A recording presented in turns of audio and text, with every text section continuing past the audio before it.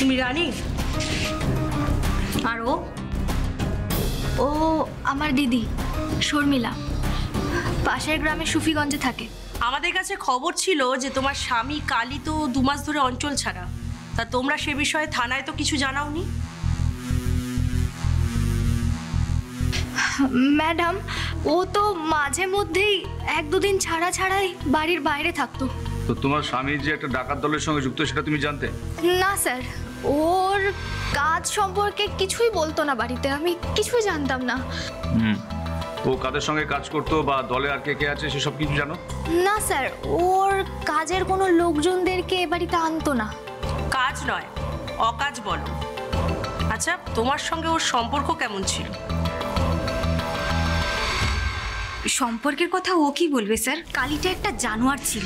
বাড়িতে থাকলেই রোজ রাতে মদ খেয়ে আমার বোনকে গালাগালি করতো, মারধর করতো। আর মারতে মারতে আমার বোনটাকে পুরো আধমরা করে দিয়েছে স্যার। কালী তোমার গায়ে হাত তুলতো কেন? তার তো কোনো কারণ থাকতো না স্যার।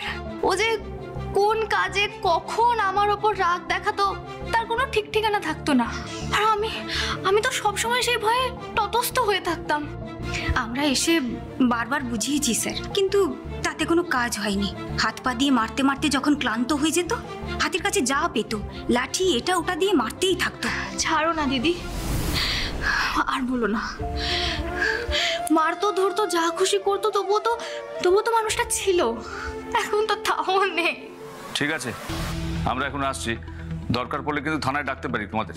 আর হ্যাঁ, কালীর দলের লোকজন যদি তোমার সঙ্গে যোগাযোগ করে তাহলে তুমি অবশ্যই জানাবে, নইলে কিন্তু তুমি বিপদে পড়বে।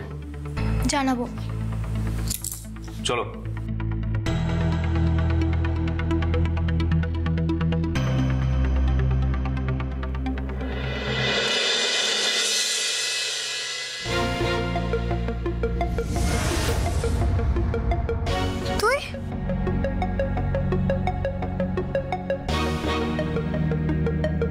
তুই এখানে কেন এসেছিস বীরজু?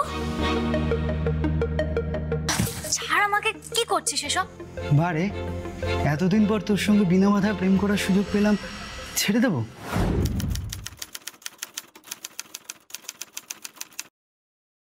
এসব কি বলছিস তুই বীরজু? তোর আর আমার মধ্যে যা কিছু ছিল এখন সেসব অতীত। আমি কালীর বিধবা। উরি শালা, তুই তো মায়েরই হেভি পাল্টি বাজমাল। যতদিন কালী বেঁচে ছিল ততদিন তো তুই আমার কাছে এসে কাঁদুনি গাইতিস, আমাকে ভাগে নিয়ে দে বলে জিনিস। আর এখন যখন মালটা ফুটে গেল তখন তুই ওর বিধবা বলছিস। শোন, আমি তোর জন্য এইসব লাইন ছেড়ে দিয়েছি, ছেড়ে রোজ দিন রাত অটো চালাচ্ছি। আমার সঙ্গে গদ্দারি করলে কিন্তু। বাবা, বিষয়টা ওরকম না। আমাকে এখন কদিন কালীর বিধবা হয়েই কাটাতে হবে, না তো লোকে কি বলবে? তুই এত সবকিছু বুঝিস আর এটুকু বুঝিস না। কোন লোকের কথা বলছিস? হ্যাঁ, রোজ রোজ কালী মাল খেয়ে এসে তোকে অমানুষের মতো মারতো, তখন কোন লোক এসে তোকে বাঁচিয়েছিল শুনি? তাড়িয়ে তাড়িয়ে না মজা নিত। শোন, আগে কে কি করেছিল আমি না কিচ্ছু জানতে চাই না। ভগবান যখন আমাকে একটা সুযোগ দিয়েছে না, তখন আমি কোনো হঠকারিতা করতে চাই না। আমাদেরকে আস্তে আস্তে পা ফেলতে হবে। ফেল না, আস্তে আস্তে পা ফেল না। আমি কি তোকে আজই বিয়ে করবো বলেছি নাকি? আমি কদিন অটো চালিয়ে কিছু টাকা পয়সা জমিয়ে আগে ভালো একটা ঘর বানাই, তারপর তোকে নিয়ে যাব। তার মানে বীরজু, আমি আর তুই একসাথে একই ছাদের তলায়? আচ্ছা, সত্যি কি আমাদের এরকম দিন আসবে? আলবাত আসবে। আমাদের দুজনের ভালোবাসার জন্য আমরা দুজনে কি কম দাওতে লাগিয়েছি নাকি? এই লাইনে শত্রু আছে জেনেও আমি সব ছেড়ে দিয়েছি। যে কোনো দিন ঝাড় হয়ে যেতে পারি জেনেও আমি শুধু তোর মুখের দিকে তাকিয়ে বন্দুক পিস্তল ছেড়ে অটল হ্যান্ডেল হাতে নিয়েছি, শুধুমাত্র তোর জন্য। আজ কালী মরেছে, এবার আর আমাদের এক হতে কেউ আটকাতে পারবে না, কেউ না।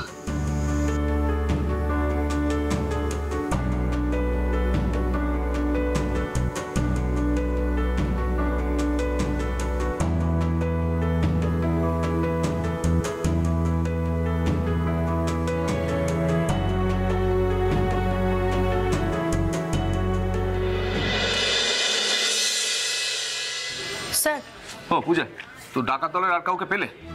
পেয়েছি স্যার, কিন্তু তারা কিন্তু কেউ কালির দলের লোক নয়। সে কি? তাহলে? স্যার, শুক্রেশ্বর থানার এসআই আমাকে ফোন করেছিলেন। তো এসআই কি বললেন? বললেন আজ সকালে ওরা 4 জন ডাকাতকে গ্রামের শেষ প্রান্ত থেকে গ্রেপ্তার করেছে। তাদের সঙ্গে কিছু সোনাদানাও ছিল, আর সেটা আমাদের পাঠানো মালের সঙ্গে হুবহু মিলেও গেছে। জেরার মুখে ওই ডাকাতগুলো স্বীকার করেছে যে ওরা বেলডাঙ্গা বাজারে ডাকাতি করতে গিয়েছিল। আচ্ছা, তো তারা আর কি বললো? স্যার, শুক্রেশ্বর থানার এসআই যখন জানতে চেয়েছিলেন যে তাদের মাথা কালি কিনা, তখন তারা সবাই অস্বীকার করেছে এবং বলেছেন তারা কেউ কালিকে চেনে না। I see. পূজা, আমার মনে হয় ওরা সবাই মিথ্যে বলছে। ইয়েস, যদি খুনের দায় ফেসে যায় সেজন্য ওরা মিথ্যে বলছে। না স্যার, ওই থানার এসআই কিন্তু এদিক ওদিক খবর নিয়েছিল।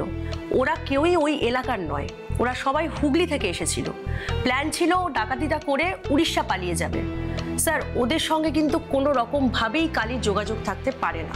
স্ট্রেঞ্জ। তাহলে তাহলে পূজা, এখানে প্রশ্ন হচ্ছে কালীকে খুনটা করলো কি, আর কেনই বা করলো?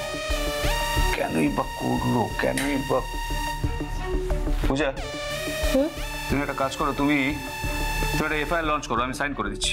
আর এলাকায় ভালো করে খবর নাও কালীকে কে কে মারতে পারে। Okay sir.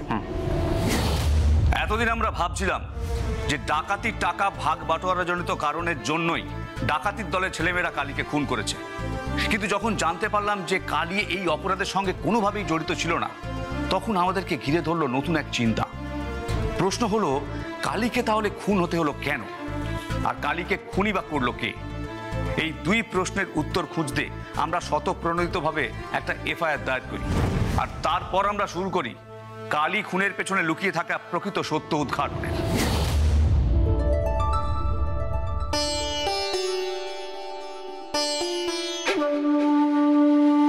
বীরজু, আমি না তোকে রিন্টুদা, তুমি এখানে? সেরকমই তো কথা ছিল ডার্লিং। আমি কম রেটে মালটাকে খালাস করে দেব, আর তার বদলে প্রতি মাসে একবার করে তুই আমার সেবা করবি। কিন্তু দিনের বেলা এভাবে দিদি যদি একবার জানতে পারে কি হবে ভেবে দেখেছো? তোর দিদি জানলে কি? শোন, এই রিন্টুর মুখের উপরে না কারোর কথা বলার ক্ষমতা নেই, বুঝেছিস? কিন্তু যখন আমার বীরজুর সাথে বিয়ে হয়ে যাবে তারপরও কি? না না না না, তুই একবার সেটেল হয়ে গেলে এই রিন্টু তোর কাছ থেকে কিচ্ছু চাইবে না। কিন্তু যতদিন না সেটেল হচ্ছিস ততদিন আমি তোর রস নিংড়ে নিংড়ে খাবো,